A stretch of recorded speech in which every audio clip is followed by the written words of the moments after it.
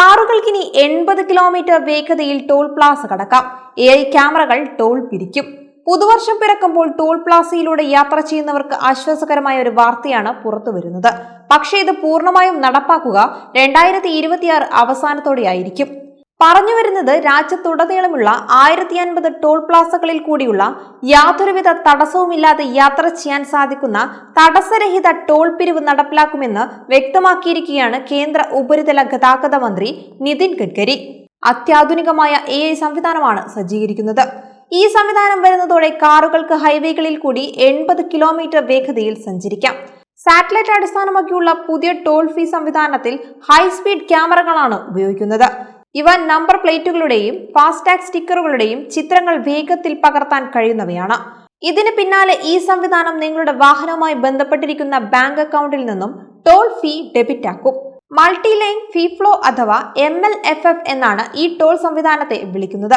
പക്ഷേ 2 ടോൾ പ്ലാസകൾക്കിടയിൽ അമിത വേഗതയിൽ സഞ്ചരിച്ചാൽ പിഴ നൽകേണ്ടി വരും. പുതിയ സംവിധാനം വരുന്നതോടെ ടോൾ ബൂത്തുകൾ അപ്രത്യക്ഷമാകും.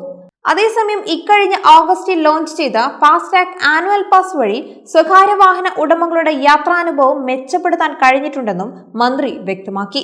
40 ലക്ഷത്തോളം സ്വകാര്യ കാർ ഉടമകളാണ് ഫാസ്ടാഗ് ആനുവൽ പാസ് സബ്സ്ക്രൈബ് ചെയ്തിട്ടുള്ളത്. ഈ പാസ് ഉപയോഗിച്ച് 200 ടോൾ പ്ലാസകൾ കടക്കാനാണ് വാഹനങ്ങൾക്ക് അനുമതി. മാത്രമല്ല, നിരന്തരം ഹൈവേകൾ ഉപയോഗിക്കുന്നവർക്ക് കാത്തിരിപ്പ് സമയം കുറയ്ക്കുകയും ചെയ്യും. MLFF സംവിധാനം വരുന്നതോടെ 1500 കോടിയുടെ ഇന്ധന ലാഭമാണ് ഉണ്ടാവുക. കൂടാതെ ടോൾ റവന്യൂ 6000 കോടിയായി ഉയരും. കൂടാതെ പുതിയ സംവിധാനം വരുന്നതോടെ ടോൾ പിരിവ് സുതാര്യമാകുന്നതോടൊപ്പം അഴിമതി കുറയ്ക്കുകയും ചെയ്യും.